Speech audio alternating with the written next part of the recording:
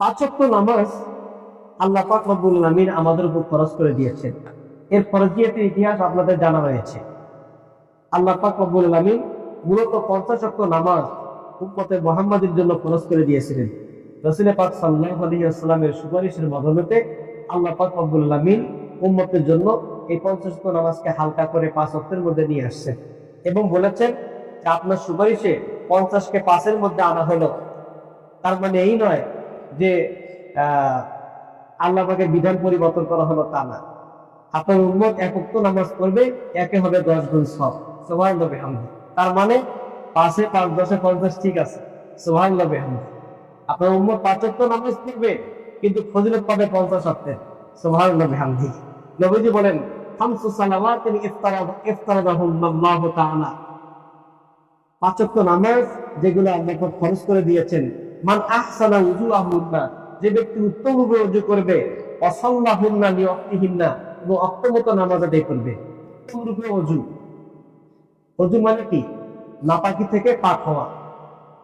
তাহারাত, তাহারাত অর্জন। এই তাহারাত অর্জন দুই ভাবে। একটা হচ্ছে বাহ্যিক তাহারাত, বাহ্যিক নাপাকি থেকে তাহারাত অর্জন, আর একটা হচ্ছে আভ্যন্তরীণ নাপাকি থেকে তাহারাত অর্জন। একটা হচ্ছে বাহ্যিক নাপাকি থেকে পাক হওয়া, একটা আভ্যন্তরীণ নাপাকি থেকে পাক হওয়া। বাহ্যিক নাপাকি কি? এই যে হাত, পা, মুখ, মন্ডল, মাথা, মাসল, এটা হচ্ছে বাহ্যিক ভাবে পবিত্রতা অর্জন।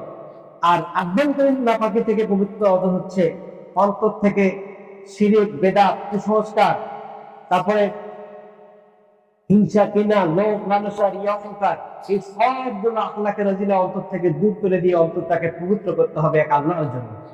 এটা হচ্ছে আভ্যন্তরীণ নাপাকি থেকে মুক্ত হওয়া। তাহলে বাহ্যিক নাপাকি দূর করার পাশাপাশি আভ্যন্তরীণ নাপাকিও আপনাকে আমাকে দূর করতে হবে। এভাবে যদি সে পরিপূর্ণভাবে নিজেকে পবিত্র করে নামাজের মধ্যে দণ্ডায়মান হয়, ওয়াসাল্লাহুন্না লিওয়াক্তিহিন্না, অক্তমতো নামাজ করে, নামাজ আদায় করে, ওয়া আতাম্মা রুকুআহুন্না, ভালোভাবে রুকু। অনেকে রুকুটা ঠিক মতো দেয় না।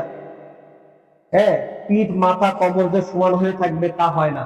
দেখা যায় কেউ উঁচু হয়ে থাকে, কেউ মাথা একেবারে বেশি নিচু করে ফেলায়, সমান হয় না। যে এমন সমান হবে যেন মাঝখানে পানি ঢেলে দিলে বরাবর হয়ে থাকে, এরকম সমান হতে হবে।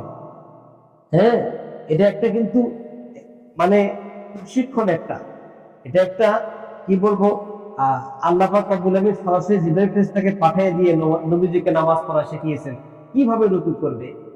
আতাম্মা রুকুআহুন্না, নবীজি বলেন যে ব্যক্তি সুন্দর করে রুকু করবে, খুশুআহুন্না, এবং নামাজের মধ্যে ভয় ভয় হৃদয় নিয়ে নামাজ আদায় করবে। এখন হৃদয়ের খবর জানেন কে? আল্লাহ তাআলা। এই হৃদয়টাকে সুন্দর করতে হলে কি করতে হবে?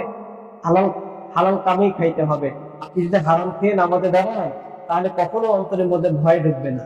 হারাম খাইলে অন্তরে ভয় থাকে না, ভয়, আল্লাহর ভয় দূর হয়ে যায়। আল্লাহর ভয় দূর হয়ে যায় আর শয়তানের ভয় সৃষ্টি হয়। শয়তান যা পায় তাই আপনি শোনেন। কাজেই অন্তরের মধ্যে ভয় সৃষ্টি করতে হলে কি করতে হবে? হালাল রুজি খেয়ে নামাজে আসতে হবে। হালাল উপায়ে আপনাকে কামাই করতে হবে, অর্জন করতে হবে। তো এইভাবে যদি খুশুর সাথে আপনি নামাজ পড়েন, নবীজি বলেন কান আল্লাহু আল্লাহে আদুল, এই ব্যক্তির জন্য আল্লাহ পাকের প্রতিশ্রুতি রয়েছে। আল্লাহ পাকের প্রতিশ্রুতি রয়েছে। কি প্রতিশ্রুতি? আল্লাহ পাক রব্বুল আলামিন তার জীবনের ছোটখাটো সমস্ত অপরাধ মাফ করে দিবেন। সুবহানাল্লাহ বিহামদিহি। তাহলে কি করতে হবে আমাদেরকে? আমাদের উত্তমরূপে তাহারাত অর্জন করতে হবে, পবিত্রতা অর্জন করতে হবে, এবং ভালোভাবে নামাজ আদায় করতে হবে, অক্তমতো টাইমের মধ্যে নামাজ আদায় করতে হবে। এরপর সুন্দর করে রুকু করতে হবে। অন্তরে ভয় ভয় নিয়ে আল্লাহর ভয় নিয়ে আসতে হবে। এই আল্লাহ ভীতির সাথে কেউ যদি উত্তম রূপে নামাজ আদায় করে, রুকু করে, নবীজি বলেন যে তার জন্য আল্লাহ পাকের পক্ষ থেকে ওয়াদা রয়েছে যে ইয়াগফিরা লাহু, আল্লাহ পাক তাকে মাফ করে দিবেন।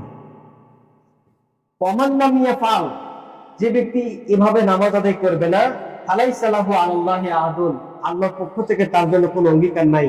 ইনশা গফারা ওয়া ইনশা আযাবা, আল্লাহ চাইলে তাকে মাফ করতে পারেন, আবার নাও করতে পারেন। সুনানে আবু দাউদ হাদিস নম্বর 4425 নম্বর হাদিসের মধ্যে এভাবে উল্লেখ।